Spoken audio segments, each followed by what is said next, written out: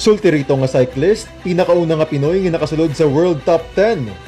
Sa pinakauna nga tion, may Pinoy nga nakasulod sa Top 10 World Ranking sang Union Cyclist International o kon UCI. Naangkon sang sulti rito nga si John Andre Aguha ang ikawalo nga pwesto matapos mangin madelag unliwat sa Thailand Mountain Bike Cup 1. Nadaog ni Aguha ang gold medal sa men's junior race. Nagresulta ini sa pagsaka sang iya points sa 242 nga nagdala sa iya sa top 8 humalin sa top 11 sa world rankings. Suno sa junior rider, wala sinigin paminsar ang iya points kag gusto niya lamang nga madepensahan ang titulo kag madaog liwat ang gold para sa Pilipinas.